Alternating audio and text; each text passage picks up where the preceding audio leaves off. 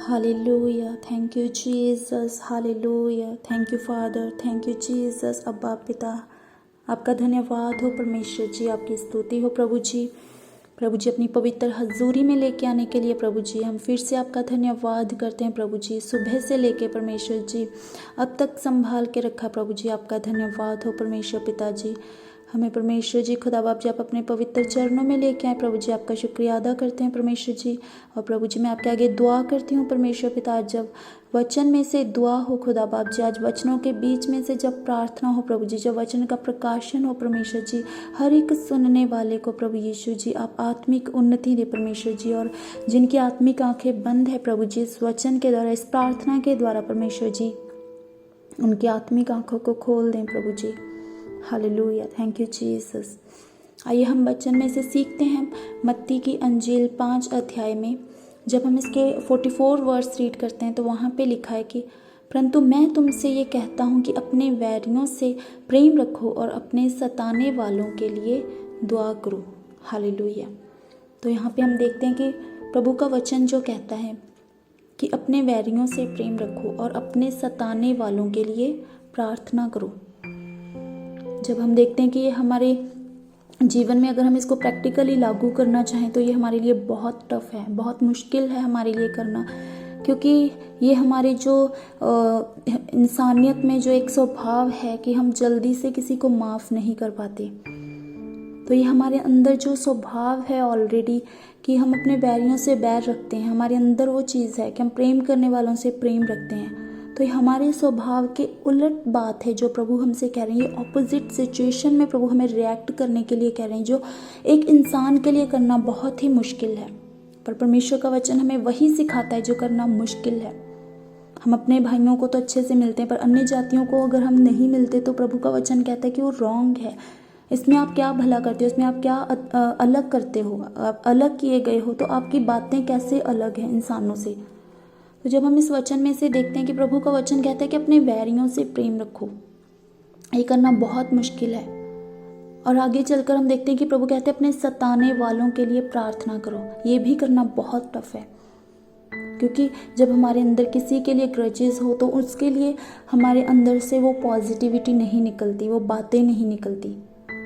पर मैं आपको सच कहती हूँ कि मैंने अपनी लाइफ में इस चीज़ को प्रैक्टिकली देखा, प्रैक्टिकली इस चीज़ को अपनाया कि जिन लोगों ने मेरे साथ बुरा व्यवहार किया था, जॉब में या कहीं भी लगा लो, जिन लोगों ने आज तक कभी मेरे साथ बुरा व्यवहार किया, उनकी मेरे साथ कहीं बनी नहीं है, तो मैंने उन चीज़ों को स्मरण किया एक टाइम पे। मैं भी ऐसे नहीं करती थी कि अपने सताने वालों के लिए दुआ नहीं करती थी, वो नहीं हो पाता था, अंदर से नहीं हो पाता था।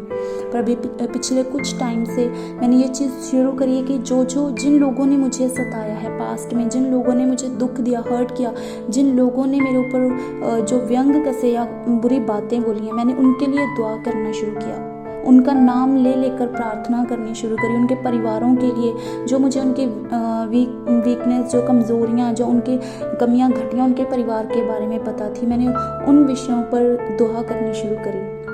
तो जैसे मैं उन लोगों के लिए दुआ करनी शुरू करी तो मुझे अंदर एक अद्भुत शांति अनुभव हुई। अद्भुत रीति से वो परमेश्वर की शांति, परमेश्वर का प्रेम मेरे ऊपर इस तरह से जो है वो परमेश्वर ने दिया कि मैं उसको शब्दों में बयान नहीं कर सकती। तो आप इस चीज़ को प्रैक्टिकली करके देखें। प्रभु ने जो कहा है, जब हम उसको करते, वो करना कठिन है, वो मुश्किल है, मेरे लिए भी था, पर जब हम इसको करते हैं, इस तरह से प्रैक्टिकली अपने जीवन में लागू करते हैं, तो जो शांति है वो अद्भुत तरह की शांति। आप इतने आनंदित होगे, इतने खुश होगे कि वो आनंद, वो खुशी, उसको हम बयान नहीं कर सकते। आज से इस चीज़ को अपने जीवन में, इस प्रार्थना के शब्दों में लागू करें। जब आप सबके लिए दुआ कर रहे हो तो अपना एक पोर्शन दुआ में रख लें कि जिन जिन लोगों ने आपको सताया है, आप उन लोगों के लिए खास दुआ करें। और मेरा ये विश्वास है कि जिस तरह प्रभु ने मुझे अपनी हजूरी में उस शांति से भरा है, और मैं विश्वास से दुआ करती हूँ कि परमेश्वर जी आज जब इस वचन को सुन के प्रभु जी, इस वचन में से की हुई दुआ को सुन के प्रभु जी, हर एक भाई बहन इस अपने जीवन में वो निर्णय लें कि अपने सताने वालों के लिए दुआ करें। प्रभु जी आपका आत्मा परमेश्वर जी उन्हें उसी शांति, उसी आनंद से भर दे। प्रभु जी हम हर एक सताने वाले के लिए दुआ करते प्रभु जी, बचपन में प्रभु जी, जवानी में प्रभु जी, अब तक परमेश्वर जितने लोगों ने प्रभु जी हमें सताया है खुदावंद खुदा, हम सबको माफ़ करते हैं परमेश्वर जी। हम सबको प्रभु जी दिल से माफ़ करते हैं और उनके लिए दुआ करते हैं प्रभु जी। आप उनके कामकाज को प्रभु जी ब्लेस करें, उनको प्रभु जी अंधकार के गड्ढों से निकाले, जिस तरह आपने हमारी आत्मिक उन्नति करी परमेश्वर जी। उनकी आत्मिक आंखों को खोल दे, उन्हें आत्मिक उन्नति दे, उन्हें उनके पारिवारिक सदस्यों को प्रभु यीशु जी आप छुए प्रभु जी। उनकी हर एक कमी घटी को आप स्वर्गीय भंडार से पूरा करें।